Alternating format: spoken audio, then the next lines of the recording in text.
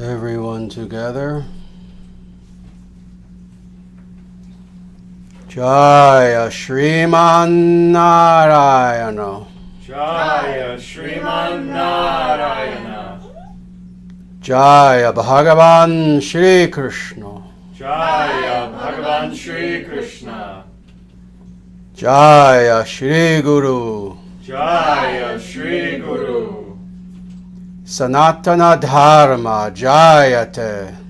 Sanatana Dharma Jayate. Dharma Rashtra Jayate. Dharma Rashtra Jayate. Surya Vangsha Jayate. Surya Vangsha Jayate. International Sanatana Dharma Society Jayate. International Sanatana Dharma Society Jayate. Om Hri Om.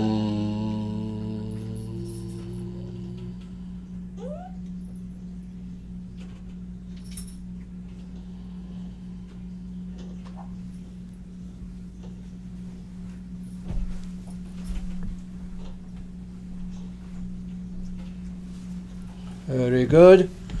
Well, welcome everyone and namaste. It is absolutely my pleasure to be here with you today.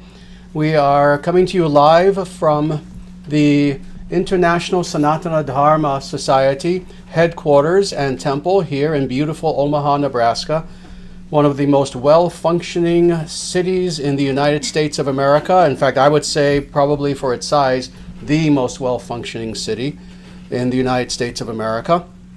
And what we're going to be doing today is a continuation of what we've been doing for several weeks now, and that is talking about understanding what is the Kali Yuga. And just to give a little summation, again, people have heard this term, people in all sorts of interesting circles, certainly Vedic circles itself, which is where it belongs, where it originated from. It originates from the Vedic scriptures, nowhere else. This is not a universal concept that is owned by all people. No, it's owned by Sanatana Dharma. It comes from the Vedic scriptures. It is in the Sanskrit language. And what the Kali Yuga is indeed our current age. Our current age is a little bit over 5,100 years old. And it is indeed the most, sadly, difficult of ages, the most challenging of ages in every way, most especially spiritually, but truthfully in every single way that we can conceive of. This is the most challenging of all ages. Well, sadly, of course, one of the challenges, one of the many challenges is precisely the fact that in our day and age, people have an extremely difficult time understanding what is the nature of authentic spirituality. And indeed, for those of us who know this, we just know this. For those of us who don't, well, maybe in a future life, you will. Spirituality, real spirituality, no, not fanatical religion, true spirituality is the center of existence. It is our reason for being, our raison d'être. It is quite literally our reason for being. And how sad is it that, of course, in the Kali Yuga, with all of the other challenges that we have, again, of every description, is it surprising that to also understand what is authentic spirituality in this age, is it really surprising that it would be difficult? Of course not. So, as a result, what do we have?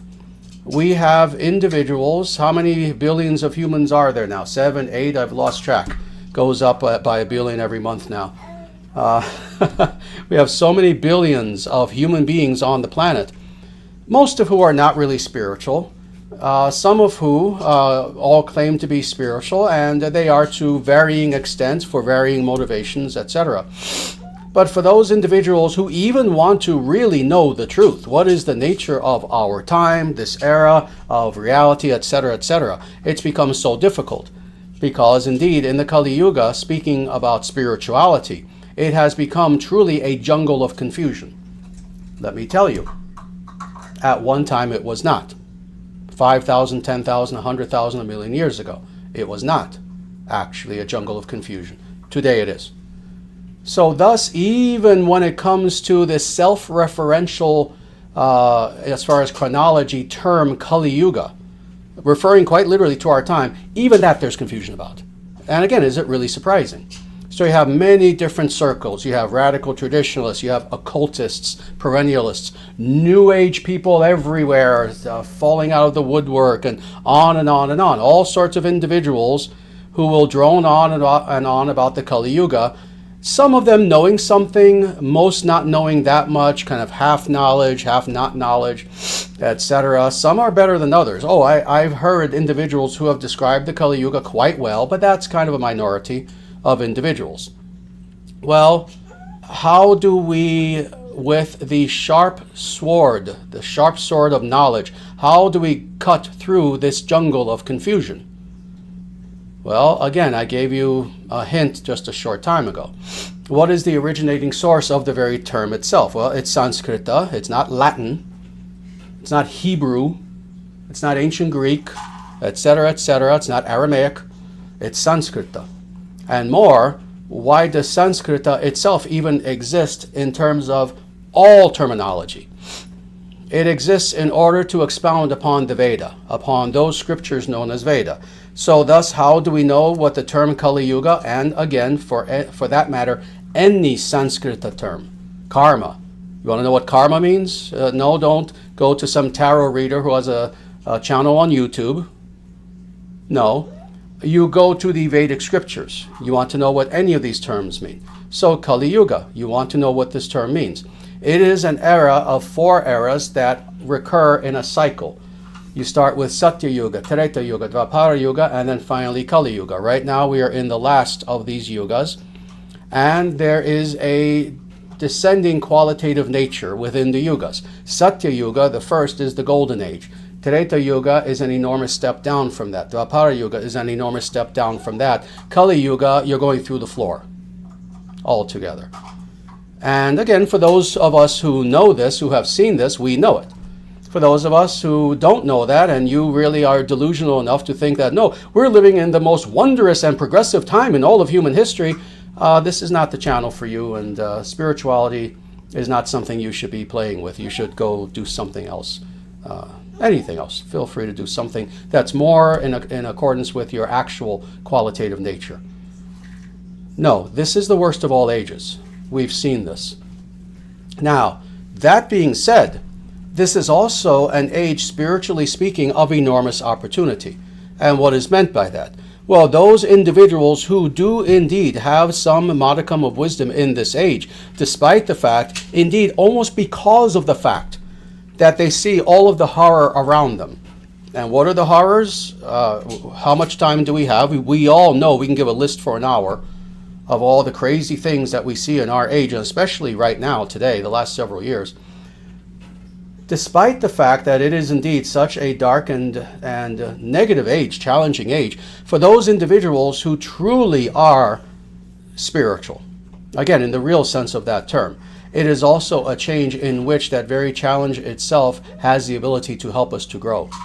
Indeed, it is at this age that when someone warns you, oh, don't play with that match, you could set the house on fire, versus you wake up out of a slumber and your house is quite literally in flames and you're breathing in smoke. Now you take it seriously. In the same way, for there to be warning after warning, oh, don't veer in this direction of narcissism and egotism, no, it could go bad, versus now we're in the midst of it, and quite literally the house is on fire. Well, for those individuals who are sincere, we now see what is the nature of our reality. And now we indeed have that ability to hurl ourselves into true spirituality and to come to the point of self-realization, knowing who and what we truly are, and the God consciousness. And to do both of these without games, without insincerity, without just doing so because we're actually really power hungry. It's just that we're too lazy to build a business. So we think we're going to play with occult and build power that way and dominate others. Oh, I couldn't get a girlfriend in high school, so now let me play with the occult and see if I can attract some girl occultically. See, this is what motivates people who see religion as power. Oh, not mantra meaning, oh, let me meditate upon the name of God such that I eliminate my false ego and I embrace my true self and I surrender that self onto the feet of God. No, let me play with mantras so I can get a girlfriend. So I can get some money, win a lottery. Oh, that's why I'm going to do mantras. I want to win a lottery.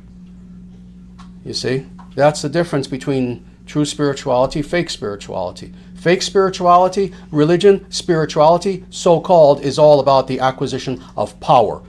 But for people too lazy to actually acquire real power in the world, get an education, start a business, do something such that you've actually worked to create power for yourself in this world.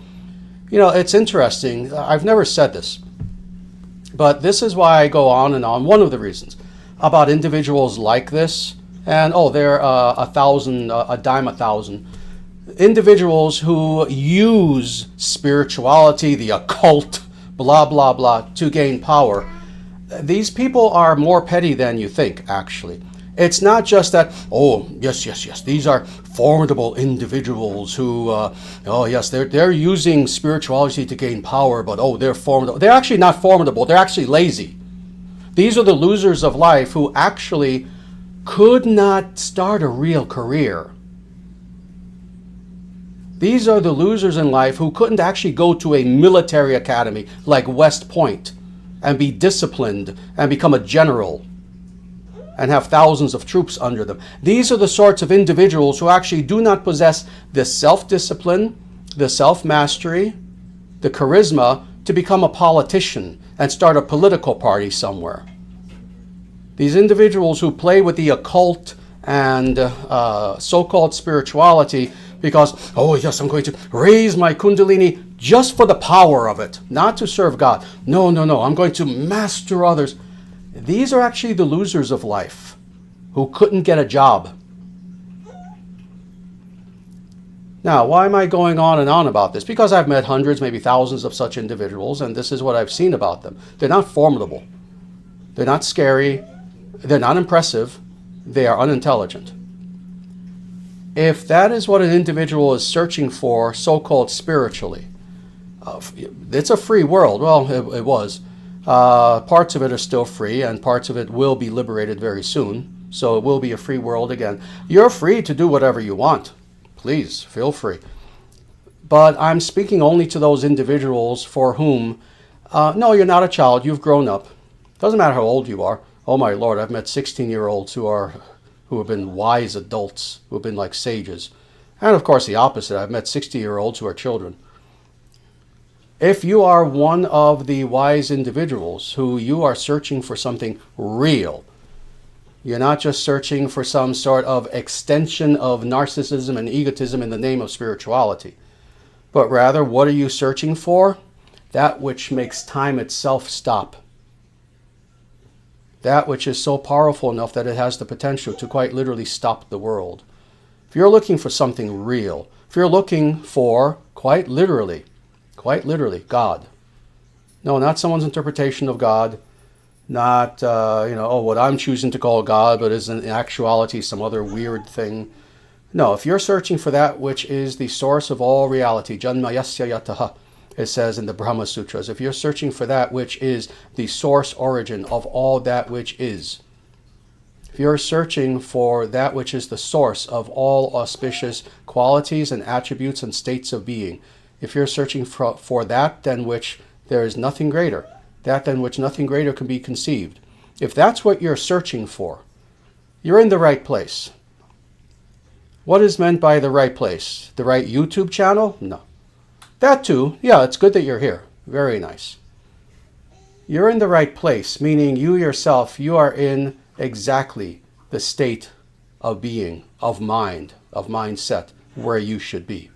If that, what I just described a moment ago, is what you're looking for, and your attitude is, what, personal power?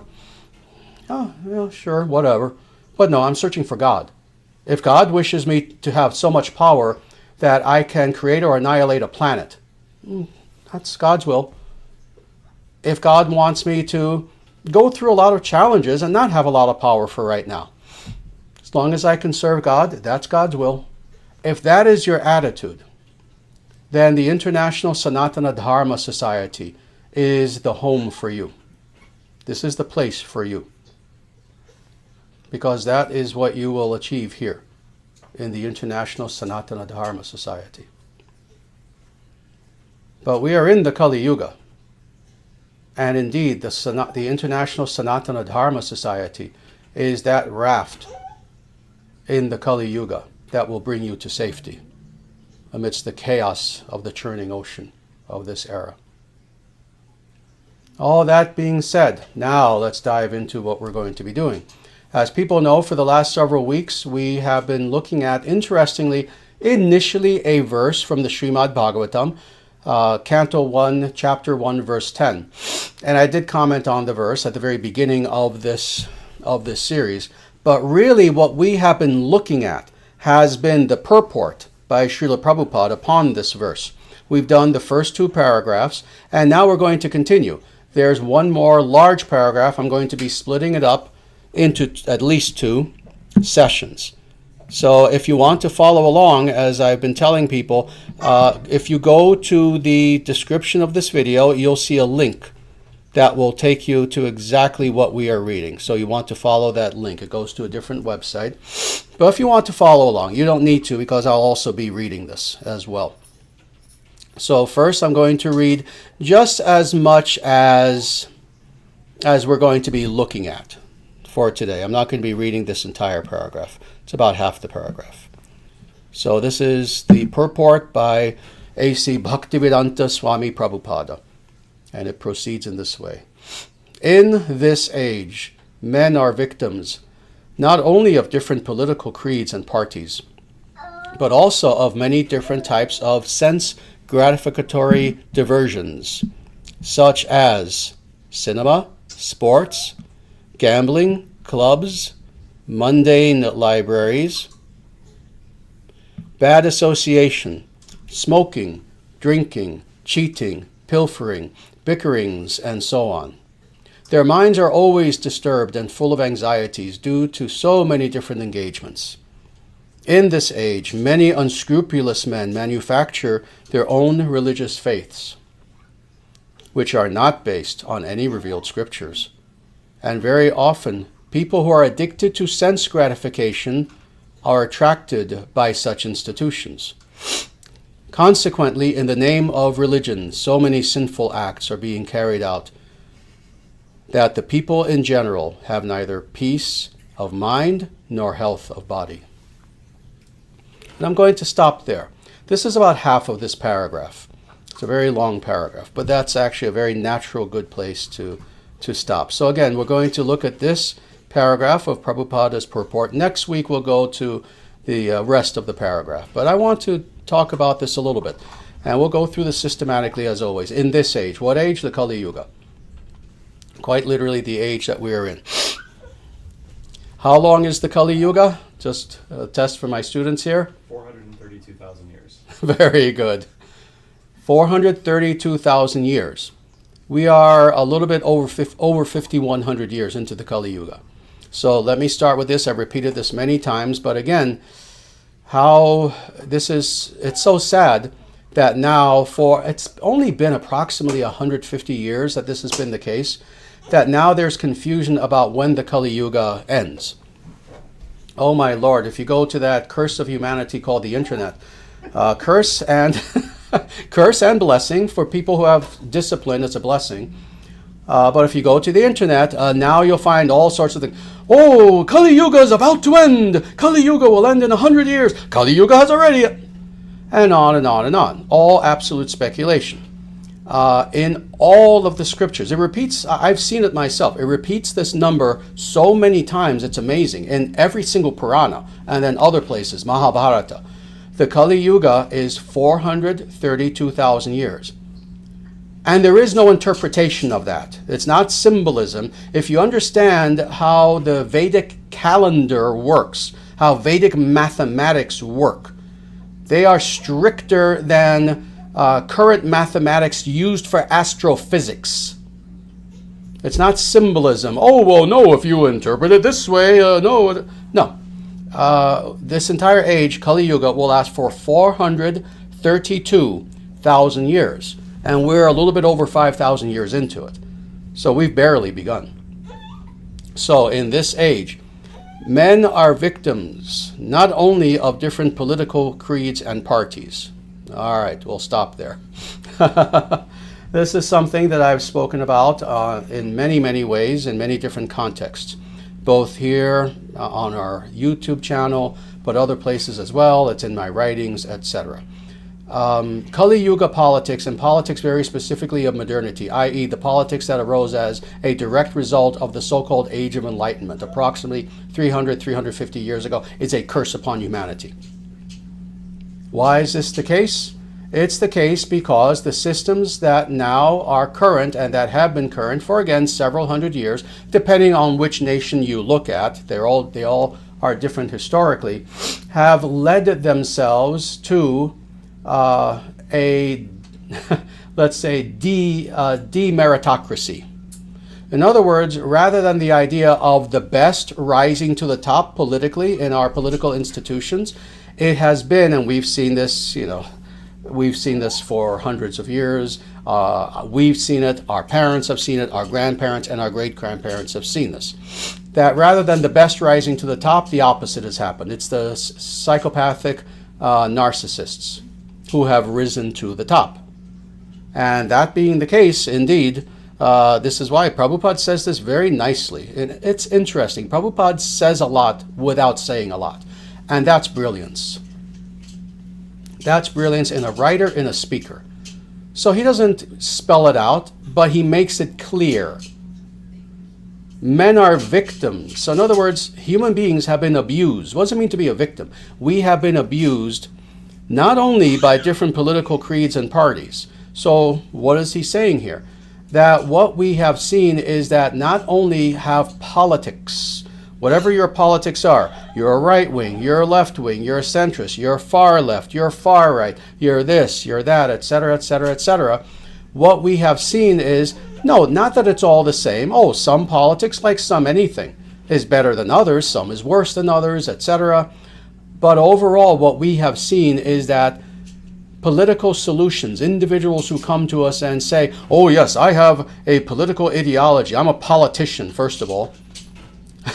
I'm part of the parasitic class known as politicians, and I have a solution for you. Vote for me and life will be nibbana, to use the Pali, nirvana, to use the Sanskrit, and everything will be wonderful. They have told us this, again, since the Enlightenment era, since there's been democracy.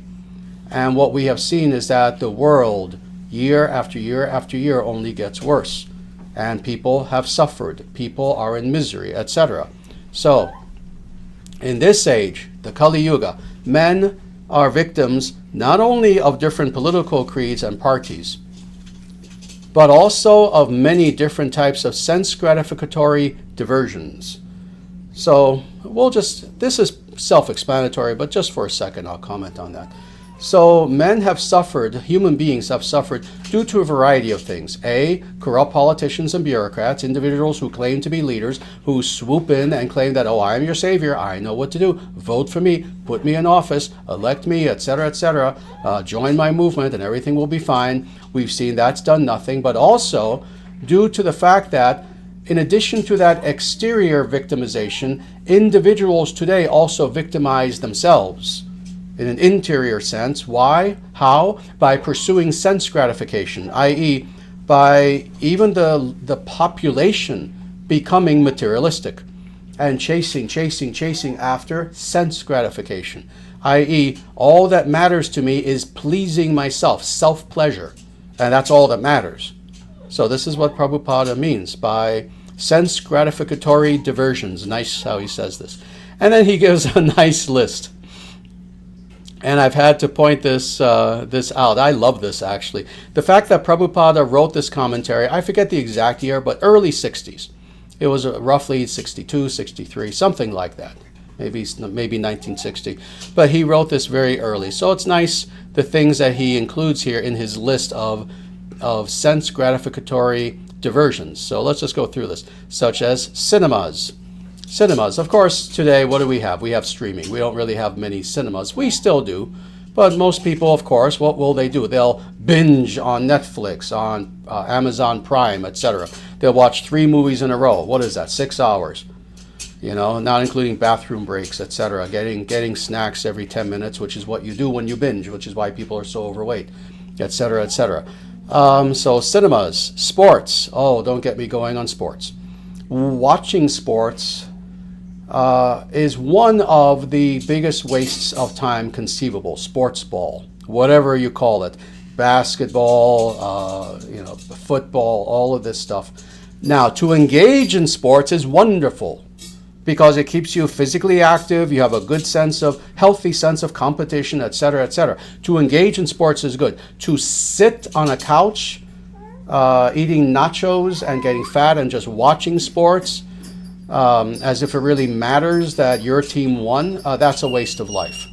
Let's go on. Gambling. Oh, again, gambling, another waste of life, where you're basically just throwing money away. Clubs. We know what clubs are. Clubs still exist. In fact, they've gotten worse.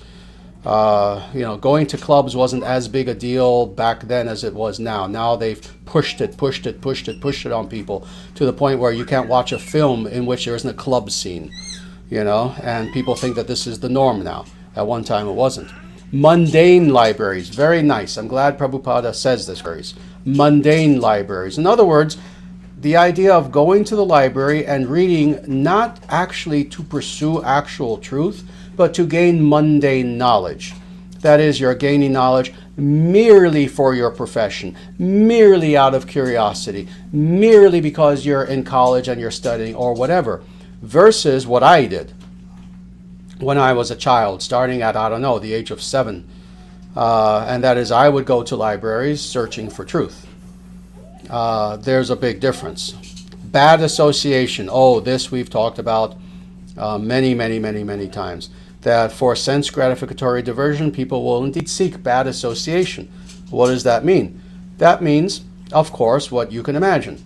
That people often have, especially when they're younger, but oh my God, for some people it even continues again when they're 50, 60. But especially when you're younger, a lot of young people will have bad friends. They have their group of friends, and why are they even together? Well, just an accident of proximity. They're all in high school together or whatever. They wouldn't have even known these people otherwise. And of course, it's bad association. So what do? Oh, they get high together. They do little hoodlum activities together, etc., etc., etc. Oh, they play video games. I'm going to get to that, etc., etc. So bad association, But again, seeking sense gratification. Smoking. Oh, smoking is bad. We know that for every reason imaginable, especially health-wise. Drinking alcohol is very bad. It destroys you. I've said this to people before. People don't understand what is the nature of alcohol. Basically, it's like drinking gasoline. Can you drink a little bit of gasoline and you won't die? Sure. See, it's not that sort of thing. Oh, come on, Acharyaji, you're saying I'm going to drink a little bit of alcohol. Oh, right, it's going to kill me. No one is that dumb. It does kill you long term. And in the meantime, what is the wisdom in that I did an activity that is horrible? Oh, but at least it didn't kill me. That is not of the nature of wisdom. Because we understand that health is cumulative. Either good health or bad health. You have bad habits for a long time. Oh yes, it will kill you. You have good habits for a long time. You'll feel like a Superman. So yes, alcohol is to be avoided. And of course, he can't include everything here. Of course, this includes all drugs, even the so-called natural ones. People who try to defend themselves by saying, "Oh, but this one is natural; it comes from nature." Arsenic comes from nature. A lot of things that will kill you come from nature, etc. But let's go on. Cheating. Oh yes.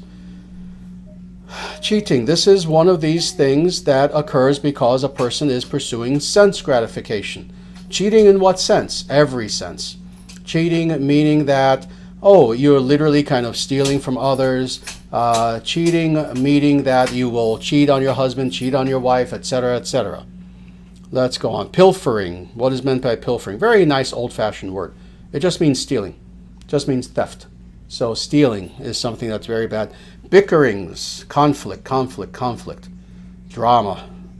What do we see again in 2025? That the entire world, not literally, because trust me, there are beautiful pockets where drama does not happen between people. But we've seen that in so many pockets of places within the family, among nations, in communities, among two individuals who may or may not even know each other. What do we see again and again and again? Bickering, fighting, drama, to the point where this is celebrated now. This is celebrated now in reality TV shows. If you watch, not 99%, 100% of reality TV shows on cable anywhere, what are they all predicated upon? If there's no drama and fighting, it's not interesting. It wouldn't be a reality TV show. So this is literally pushed by the so-called culture. We should never call this culture again. It's pushed by entertainment. Culture is Wagner. Culture is Leonardo da Vinci. This is entertainment. So bickering and so on. Now let's go on. Their minds are always disturbed and full of anxieties due to so many different engagements. So this is a nice summation of what was just said. Due to, again, all of these things, being harassed by politicians, being victimized by politicians, seeking our own sense gratification, etc., what was just described. What happens? People's minds are always disturbed and full of anxieties. So, again, how interesting. Prabhupada wrote this again in the early 60s. I believe John F. Kennedy was president when he wrote this commentary. That's how long ago this was. And yet he's talking about today. Isn't it amazing? Do we need to talk about it? You don't need me to tell you this. You can find 1,000 actually legitimate, not 1,000, thousands of actually legitimate videos on YouTube and articles and all sorts of places where actual mental health professionals will tell you how bad things are today, with depression, with PTSD, with people suffering from traumas, etc. And why is all this the case? A few of the reasons why are exactly what Prabhupada has been speaking about.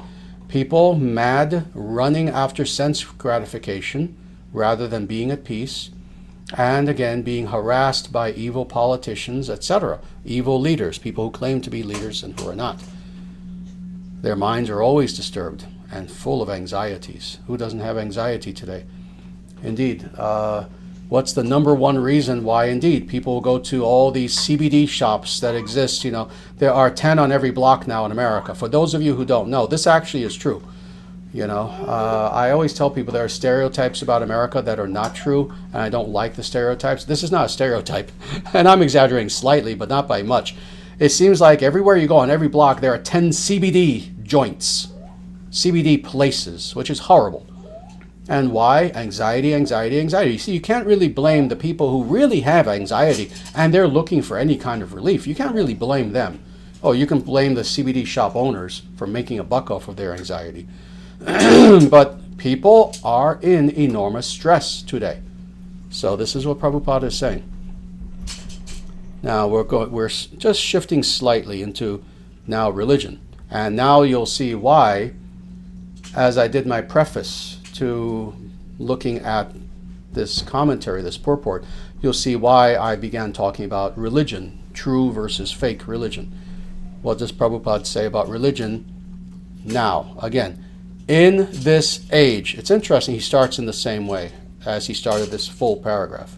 In this age, so he's making it clear, Prabhupada, in the Kali Yuga, in this era right now, many unscrupulous men manufacture their own religious faiths. Let's stop there for a moment.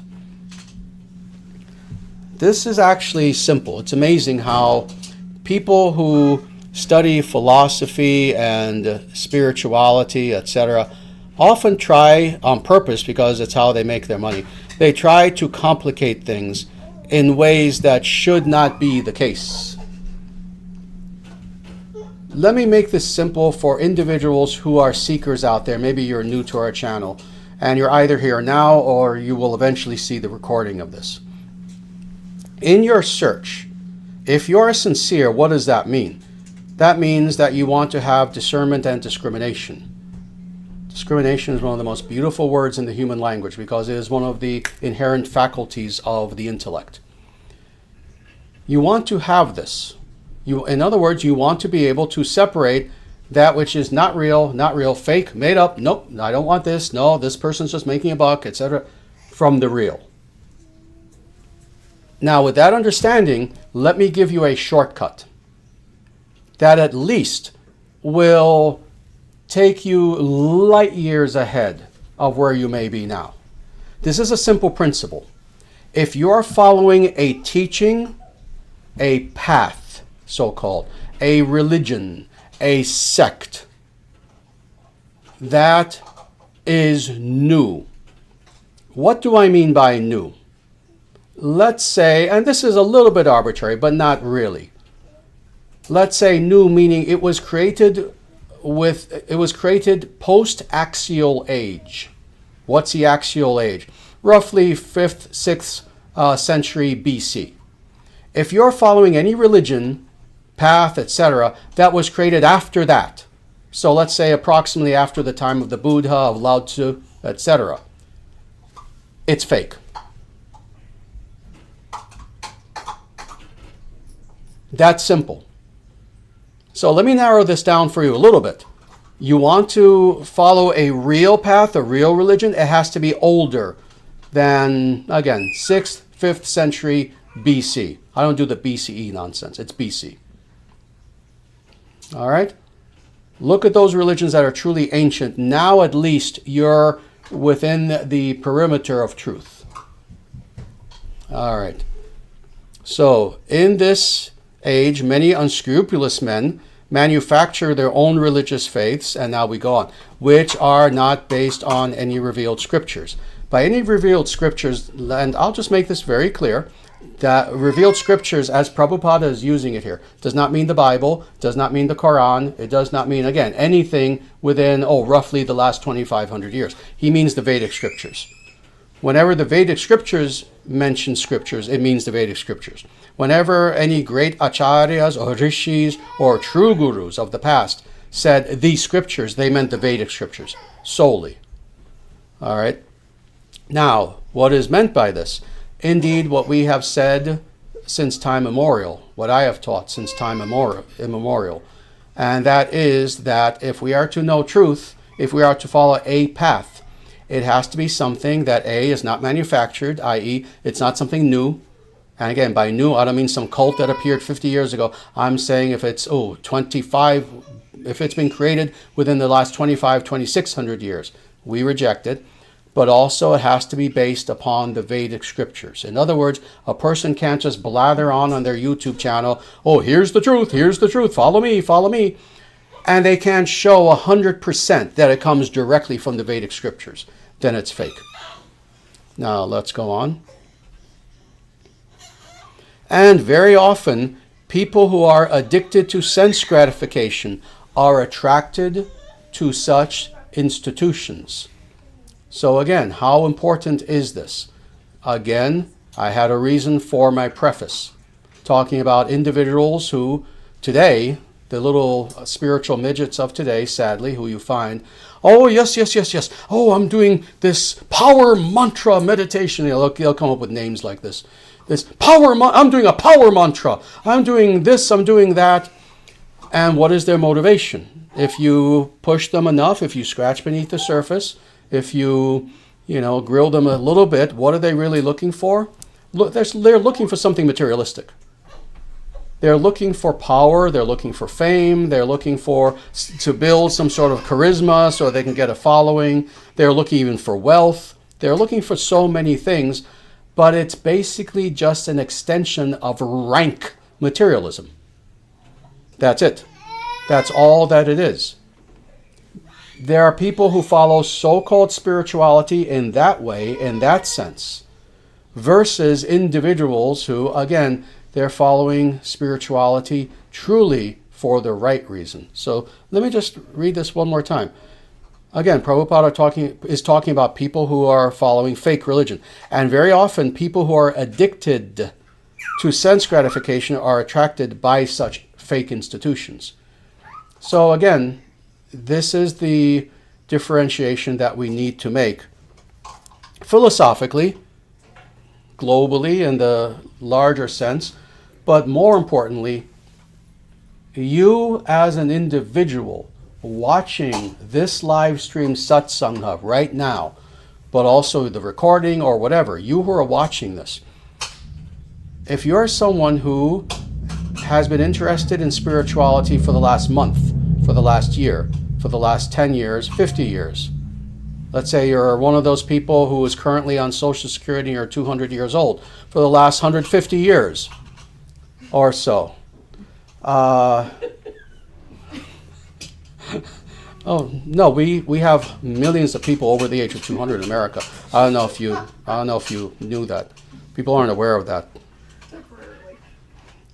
But if you are one of these people who, indeed, you are a spiritual seeker for however long it has been the case, you need to ask yourself, you need to look within yourself and ask, why? Why am I a spiritual seeker? What am I truly seeking? This is why people don't know this. But whenever I speak to someone one-on-one, and they're somewhat new to the ISDS, and this happens all the time. This happens several times a week, actually. I'll be Skyping or speaking with someone who, they're new to the ISDS, and I'm just coming to get to know them, and I speak to them for the first time.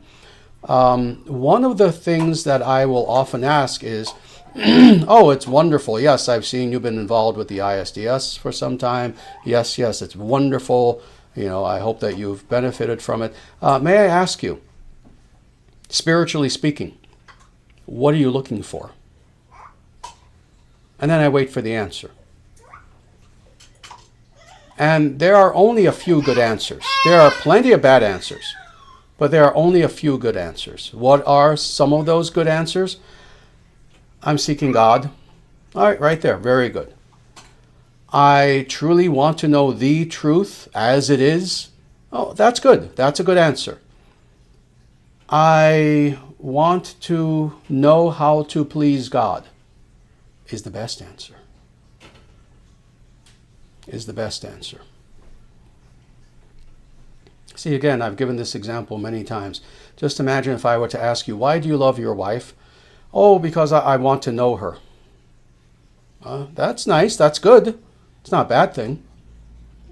Versus, why do I love my wife? Because I love my wife and I want to please her. I want to make her happy. That's the answer. That's also why we wish to know God. That's why we should be on the path of religion and spirituality. Not, well, I want to learn how to levitate someday. The person who wants to learn how to levitate, especially in 2025, is never going to levitate. The person who wants psychic powers, you'll never have psychic powers. Rather, surrender your life unto God, and despite yourself, you'll have all sorts of powers that will be given to you. Let's go on. Consequently, in the name of religion, so many sinful acts are being carried on. Let's, again, stop there. What does this say? This doesn't take a lot of commentary. In fact, we're getting pretty close to the end. We know this. Religion has been corrupted. In the name of religion, in the name of spirituality, what do we have? All sorts of institutions who, I don't need to give you a list. Have fun, do the research yourself and see all the scandals that have occurred. And where, in which religion? All of them. And I'm very open about this. In Hinduism, and now I'm going to call it that, in Hinduism, have there been gurus who have been scam artists? I'm the first person to criticize them. Yes, they have existed. You have creatures like Rajneesh, what they now call Osho. He had to change his name because he had such an evil reputation that approximately a year before he died, he changed his name, hoping he could somehow get away from his bad reputation.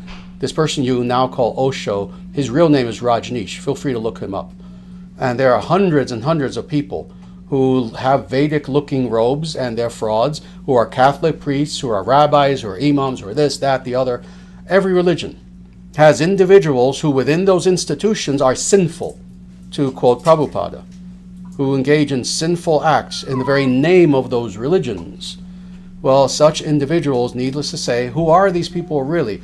These are, again, the so-called spiritualists who are in actuality materialists.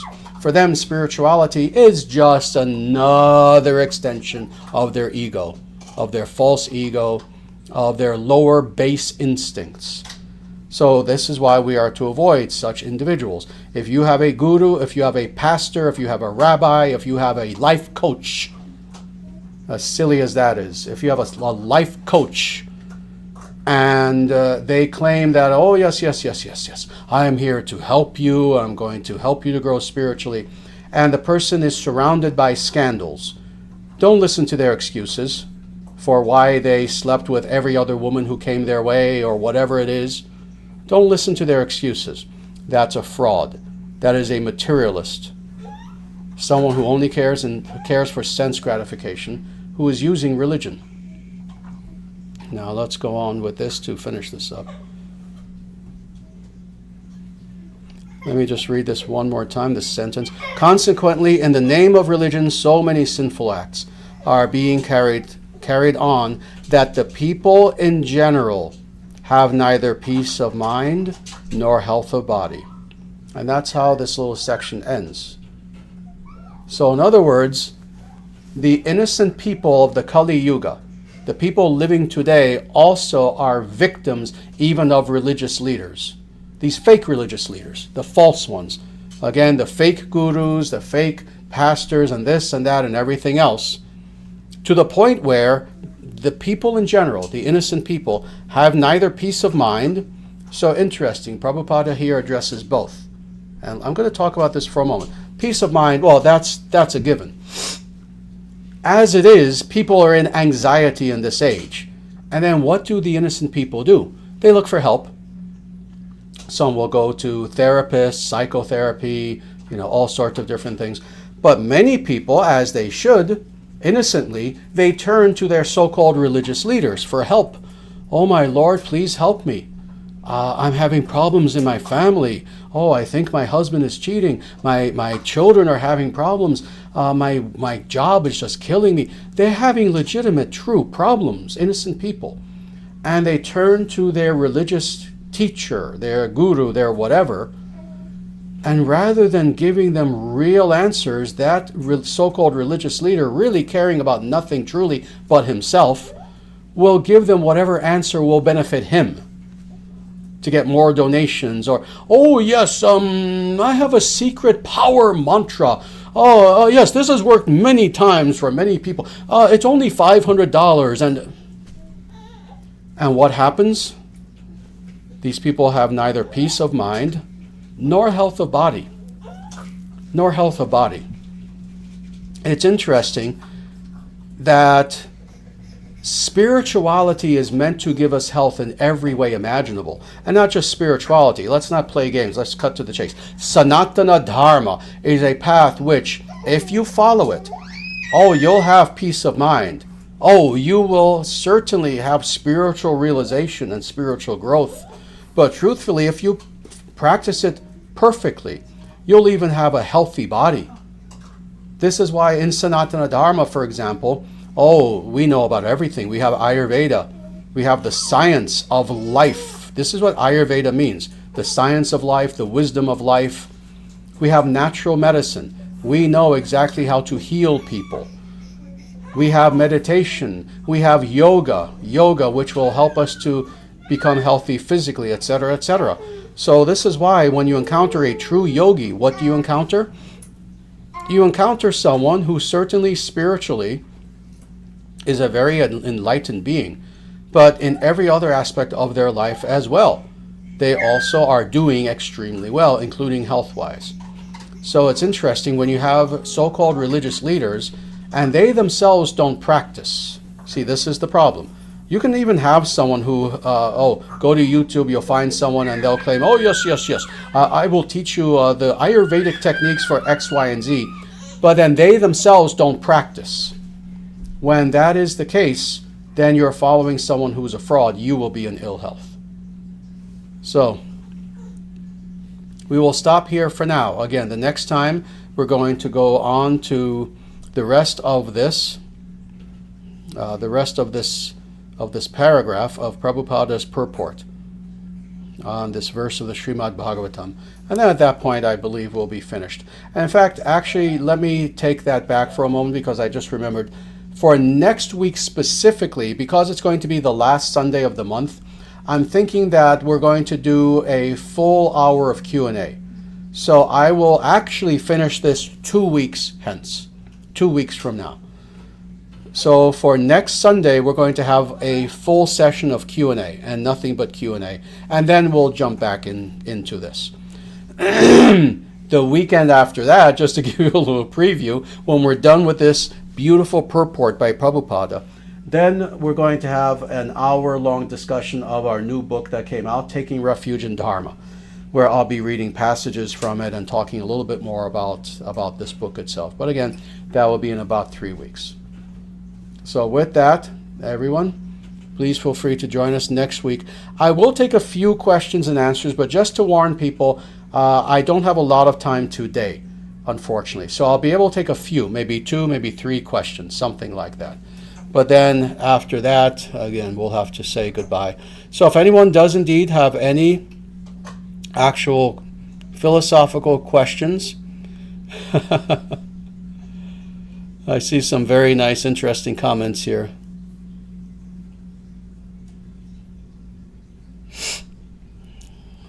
Very good. Let me read a few of these, actually, because some of them are indeed quite good and quite important. A person asks here, this is actually a question. And the question is, you say, I'm a bit new here, is ISKCON not good anymore? A very simple question, and let me answer this in a very forthright sort of way, because you asked the question, and I've answered this actually many times, but for your sake, let me just answer this question in what I hope is a nice way. ISKCON, when Srila Prabhupada was here, was a truly wondrous organization. Indeed, when was it? I believe Friday, I was with one of my students and we were going through the Srimad Bhagavatam. And I explained how when Prabhupada was here, many of his direct disciples were directly empowered by him. It was amazing. And you saw this in ISKCON. Did it mean that ISKCON was perfect even when Prabhupada was here? Oh no, it was not perfect. But it was infinitely better than what happened after Prabhupada left ISKCON. Now, with myself, I myself joined ISKCON in early 1978. So I had a perfect vantage point, because I joined ISKCON, maybe a few months after Prabhupada left the planet. I don't know, 5-6 months after he left the planet. He left the planet in November of 1977. I joined early 1978. So I saw the transition with my own eyes. When I joined ISKCON, there were nothing but Prabhupada disciples. Even Prabhupada's disciples didn't make disciples yet. There were no new devotees initiated. Every disciple, every full-time ISKCON devotee who I knew was a Prabhupada disciple, period. And that's when I joined. And you still saw that empowerment that was there, the traces of it. You saw devotees who were sincere, who were following the principles, who were trying to the best of their ability to follow Prabhupada's teachings very strictly. And I'm talking about the lower echelons, not so much the leaders. The leaders always had some problems. But I saw with my own eyes, and I had truly the perfect vantage point. Krishna put me in a perfect place and time to see this, because I wasn't just anywhere. I was in New York City, and this was the time when the ISKCON temple was on West 55th Street, on the Upper West Side, or the West Side, I should say, the West Side of Manhattan. It was a 14-story little skyscraper that ISKCON had, and that was really the headquarters of ISKCON. They claimed it was Los Angeles. No, it was New York. That was where Back to Godhead magazine was, etc., many different institutions within ISKCON. And I saw with my own eyes how very quickly the more corrupt creatures took over all of these institutions within ISKCON. And the sincere Prabhupada disciples were driven out. I saw it with my own eyes. I can even give you the names of who I saw and who were the corrupt individuals, but I won't. because a lot of people know anyway. But it's very sad. And what is ISKCON today? It's a shadow of its former self. It's a shadow. It has all the accoutrements, it has all the, let's say, symbolism of Prabhupada's ISKCON. Oh, you go to an ISKCON temple, they'll have pictures, photos of Prabhupada everywhere, and they still do a lot of good. The kirtan is good. The Murti worship is very pure, done in a very pure way. They distribute Bhagavad Gitas throughout the world. They do a lot of good. But the leaders of ISKCON are corrupt, and that includes all of the present-day gurus. And I know what I'm saying. I know there are over 100 gurus now in ISKCON. And I don't know them all, but I actually know quite a few of them, even personally. Actually. People don't know my history. One day it'll come out in the book. I actually personally know many of the leaders of ISKCON and many of the gurus. Indeed, I had a 2 or 3 hour meeting with the leader of the GBC at the time in around 1992, where he requested to meet with me. And we had something like a 2-3 hour meeting. And he was a good person. He was one of the few who was actually a reformer at that time.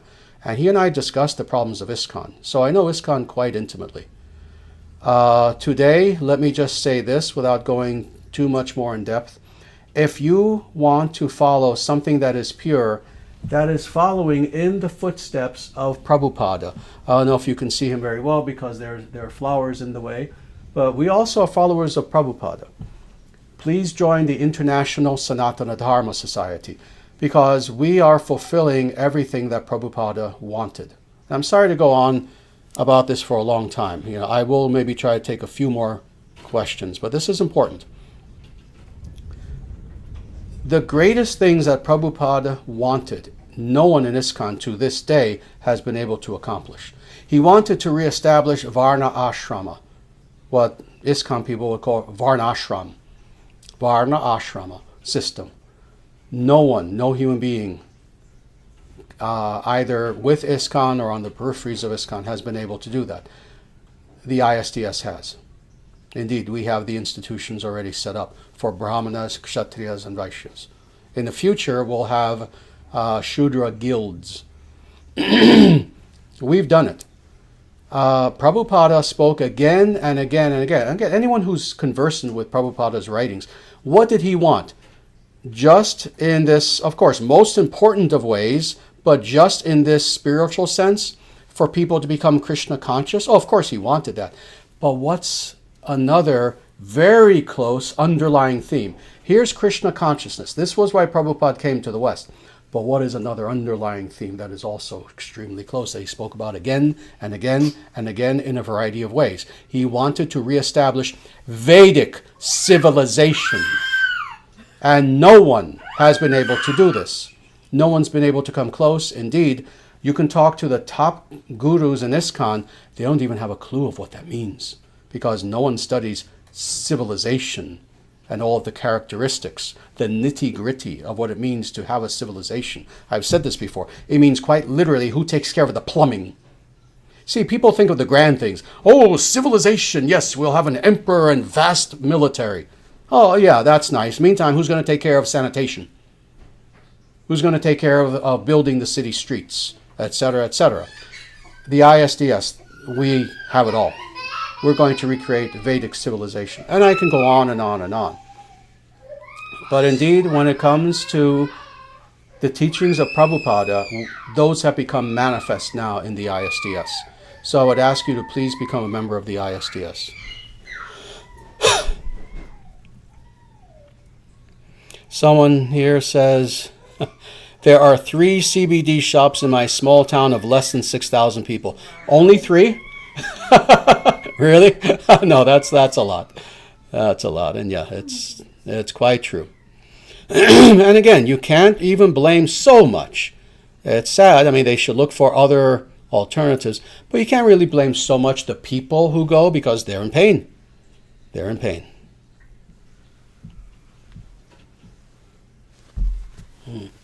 Here's a good question. I have uncontrolled anger and hate against people who wrong me. Is this a natural feeling? It's not a good feeling. It's something you should try to avoid. I've spoken about this many times.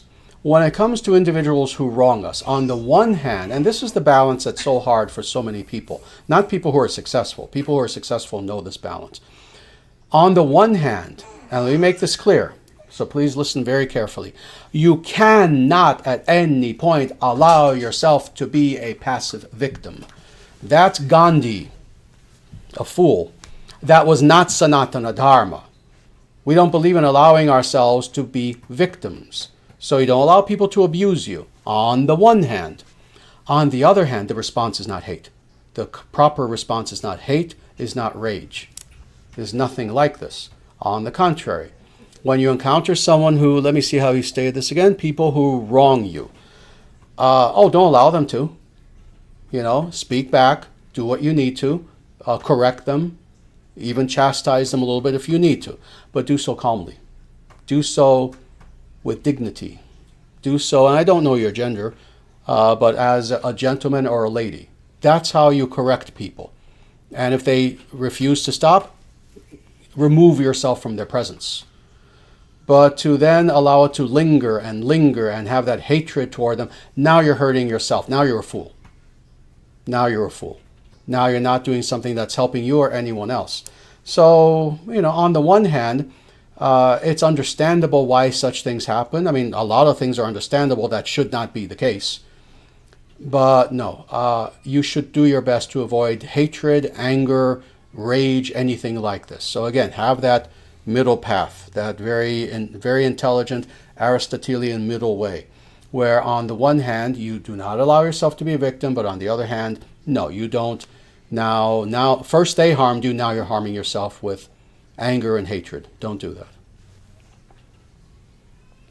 I hope that answers the question for you.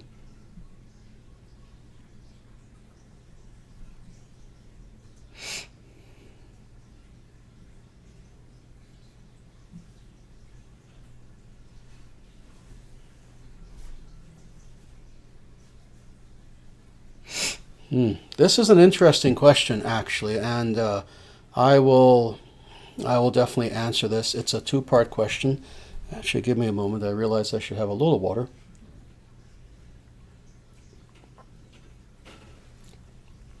And this is the question. Sri Acharya, I hope you can help me. I am a lifelong Hindu, and I have been studying Christianity, so I understand its flaws and debunk it more easily. Today, when I visited a church service, I became nauseous and almost vomited. This has never happened in my life before. Was God trying to send me a message, or was I attacked by something evil? And what should I do now? I still feel sick. Very interesting. Well, such things indeed do occur to different people in different circumstances. And let me say this. First, let me look at this for 1 second. You asked specifically two things.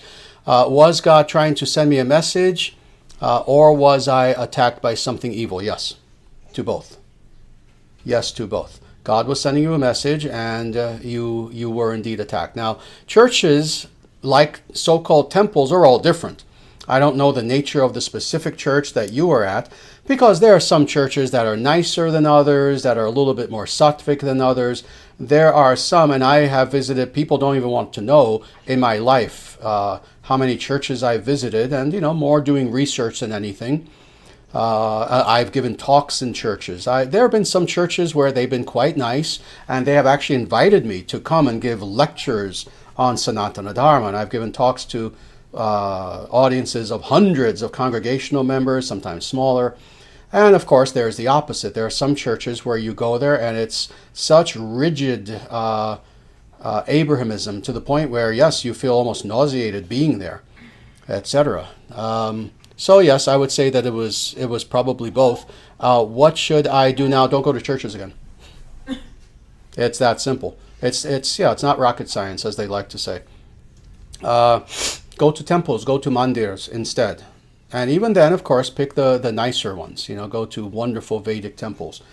And as far as what you should do in the immediate, in order to, because you end by saying, I still feel sick.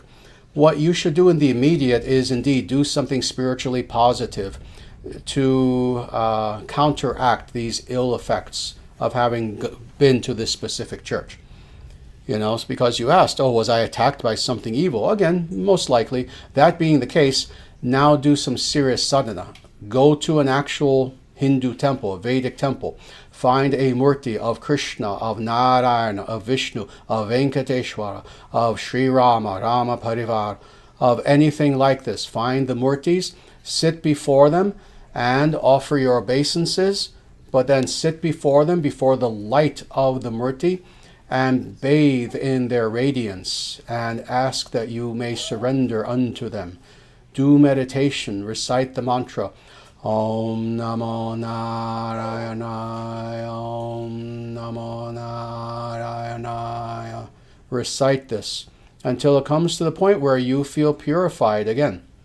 And then at that point, go on with your life and redouble your commitment to Sanatana Dharma. And, you know, you say you've been a Hindu all your life. I must assume that you're Indian. Never see being Hindu as I'm not Muslim, I'm not Christian. Never see Hinduism in the negative. First of all, we don't use the word Hinduism. We use the real term, Sanatana Dharma, which is what is found in the Vedic scriptures.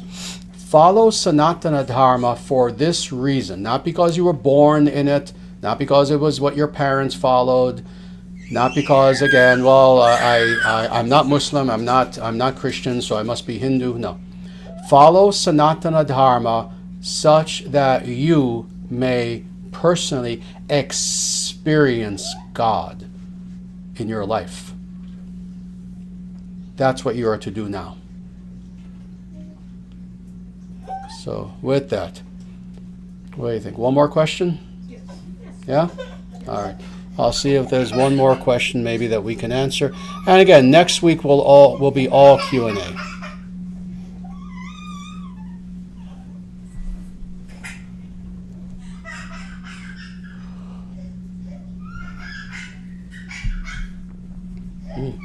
Good. Here is a good question. I'm sorry. Actually, let me look. I believe it's a multi-part question. I only saw one part. Let me read the rest of this. See if I have time to read this now. To answer this.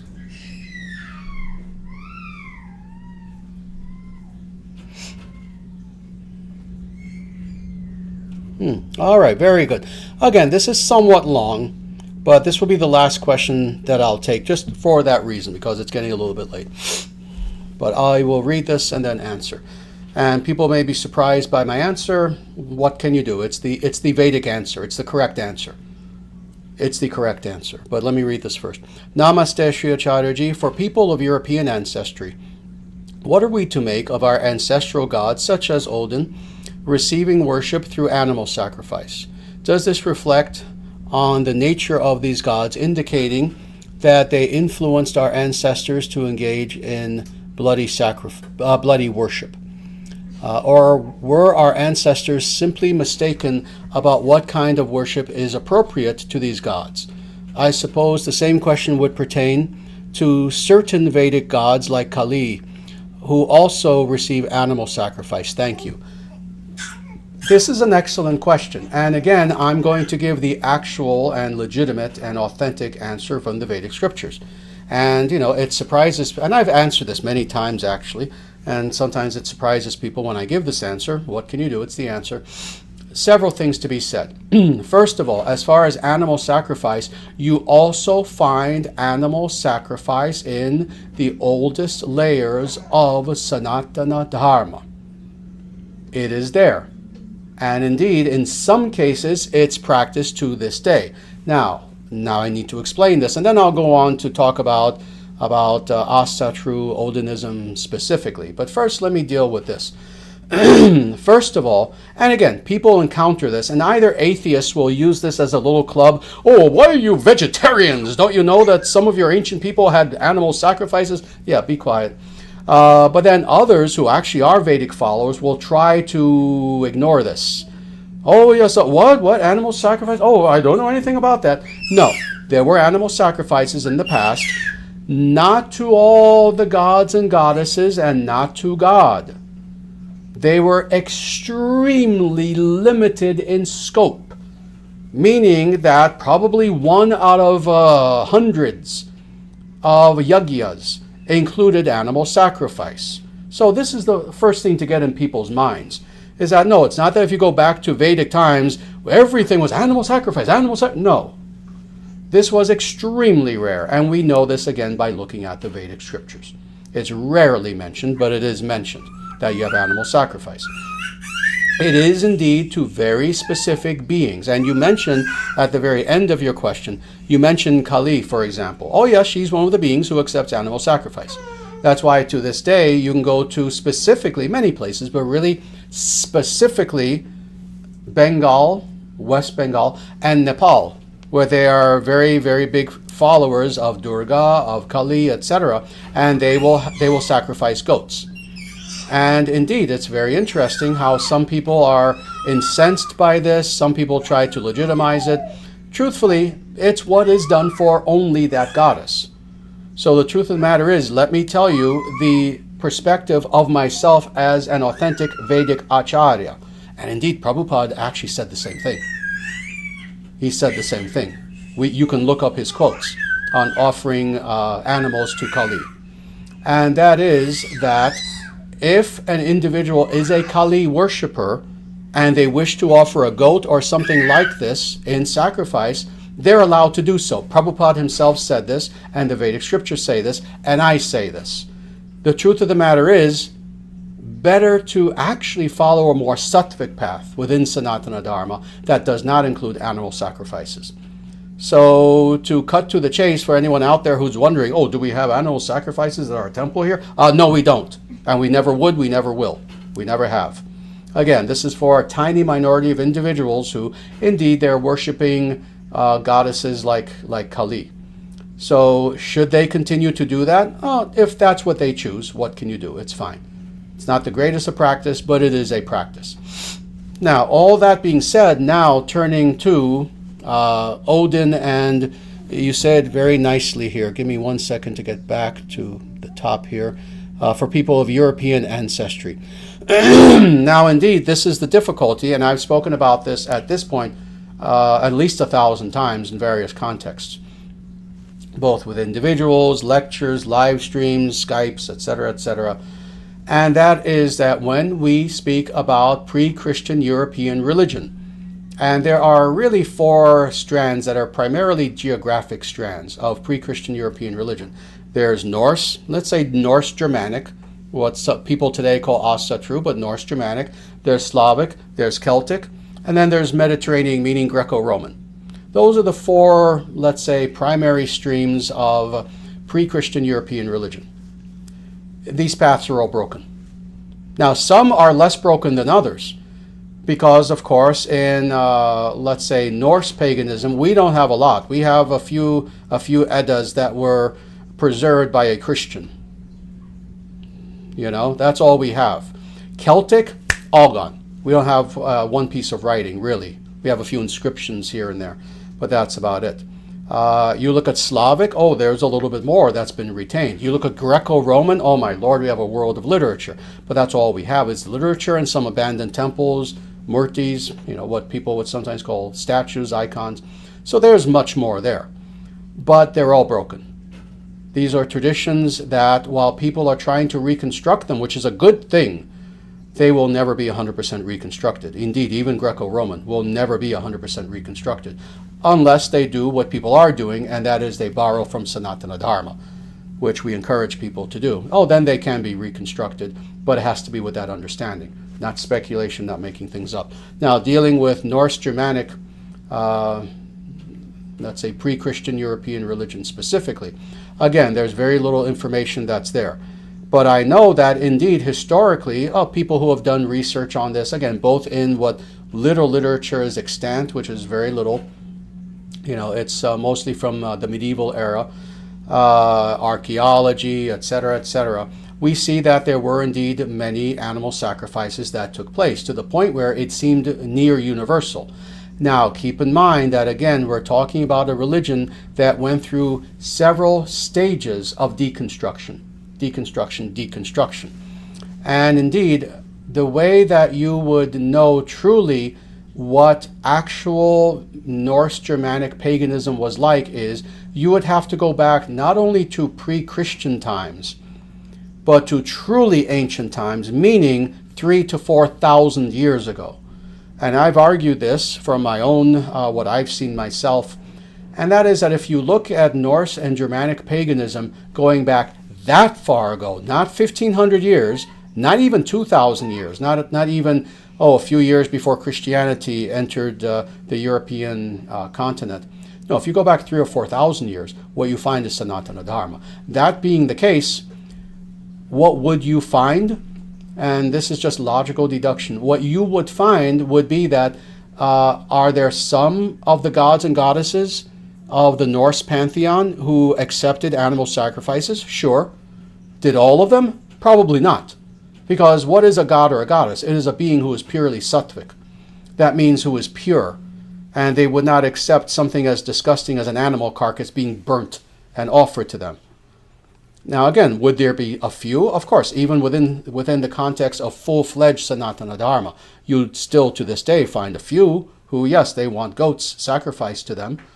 But again, it's a minority. It would be the same with ancient religion as well, ancient European religion as well.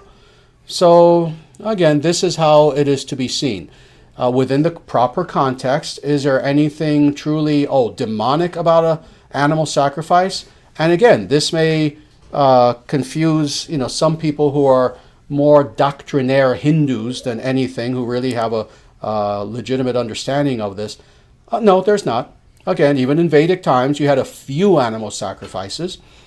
But again, it was a minority of cases. And truthfully, if a person wants to become truly spiritually advanced in the highest sense of that term, you do not do animal sacrifices. You do not eat animals. Indeed, you become vegetarian. You become vegetarian. And no, not in the stereotypical hippie sense. In the sense of Plato, who was a vegetarian, in the sense of Aristotle, of Socrates, who were vegetarians, in the sense of Pythagoras, who was a vegetarian, and on and on. This is how you become a vegetarian, intelligently so. Intelligently so.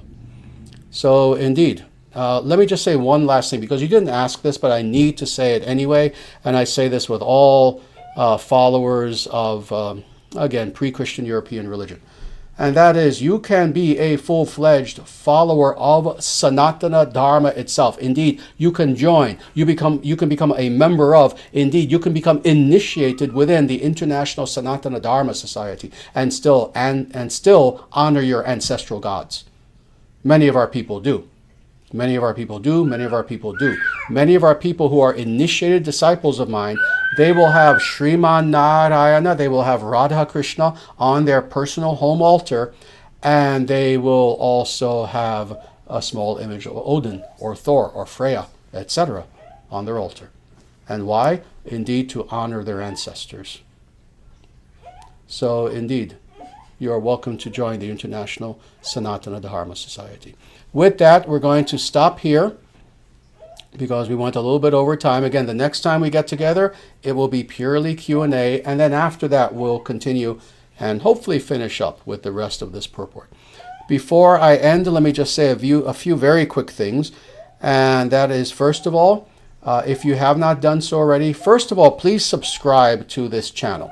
This is indeed a very unique channel in the annals of the internet, let's say, which is not very old.